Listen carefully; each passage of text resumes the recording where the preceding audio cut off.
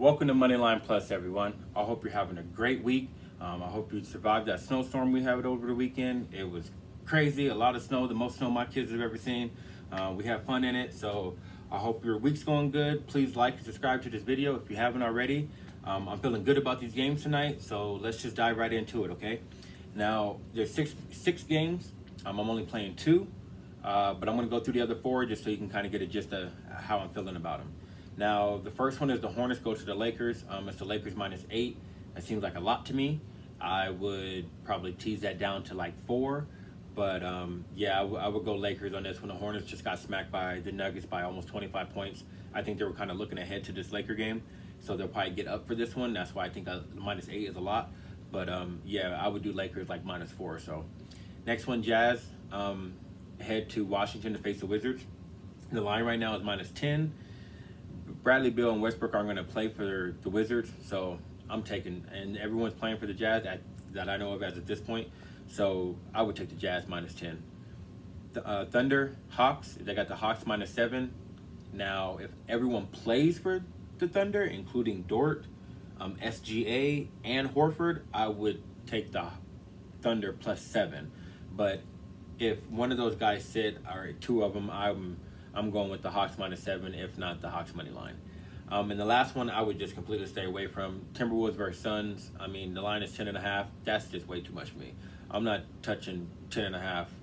No, I'm doing 10.5 with the Jazz, but not the Suns. That's just how it is. So yeah, I would leave that one alone. So let's go ahead and dive into the two plays I'm going to do today. First one I have for you is the Pelicans take on the Trailblazers for their second straight game facing each other. Now, right now the line is Portland -1. So they played on Tuesday night. The Pelicans were up 17 points with about 5 minutes left. I should have cashed out. That's another thing. If you can cash out, always cash out. It's worth it. Don't be greedy. If you can double your money, just take it and run. Because you never know how the end of these games can go. The Pelicans were up 17, 5 minutes to go, and just blew it. 10 seconds left. Missed 4 free throws and lost by a point, okay? The score was 125 to 124. It was just heartbreaking, okay? The over-under for this one is 241.5. So 125 to 124, it went clearly over. I would take the over on this one too. Now, this is going to be CJ McCollum's second game back. Every game that he's back, he's going to look better and better. I expect Portland to look different the second half of the season with him in the lineup. Now, as you can see, the Trailblazers are a notch better than the Pelicans, just from top to bottom. But the Pelicans are sneaky good. Okay, you can't sleep on them. Ingram and Zion, they have put the Pelicans at 4th in points per game, so they can score pretty much on anyone. They just need to stop guys. When they can stop teams, they can win. And they play up to competition and play down to competition too. That's another problem they have.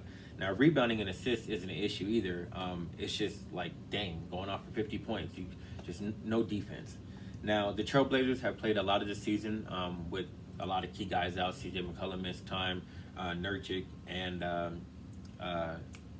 Collins too. Both of their big men have missed time. So as the season goes on, I expect them to get better and better. But my only problem is they can't stop anyone. Ingram and Zion went off for 30 points each last game, and I expect the same thing to happen tonight. Now, this is going to be a high-scoring game for sure, but my play here would be the Pelicans +1. Now, it took Dame 50 points and 4 missed free throws for the Pelicans to win that game last time. I think the Pelicans come in with a little chip on their shoulder, looking at it like a little revenge game. And I would take the Pelicans +1, or just take the money line. You'll make a little bit more money that way.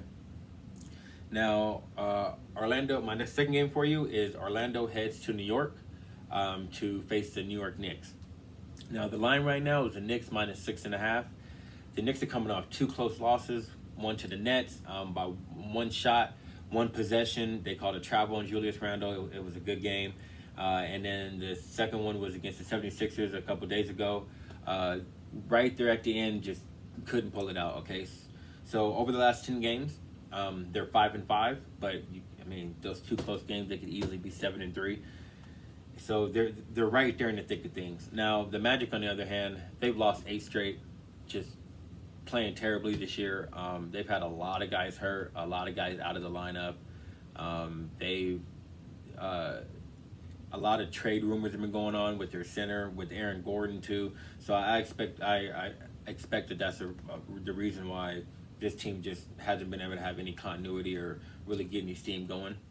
Now, the New York Knicks have a winning record against the spread, and just a record here overall. So I expected them to add to that tonight. Now, the Magic have a list of players out, and a list of players on day-to-day. But I think the Knicks should have their full squad except for Derrick Rose. He's dealing with the concussion protocol, so he might be able to play this game. So this one's not that hard for me. I'm going to go with the Knicks -6. I think with their defense, they're holding teams to the least amount of points this year. The Magic really don't have the dogs for that, so I'm going to go with the Knicks -6. So quick recap, my two plays, Knicks -6 and the Pelicans +1, or the money line. You'll make a little more money that way. So yeah, thanks for coming to watch my show again. Please like and subscribe to this if you haven't already. I hope we cash some tickets tonight. And yeah, good luck. Thank you.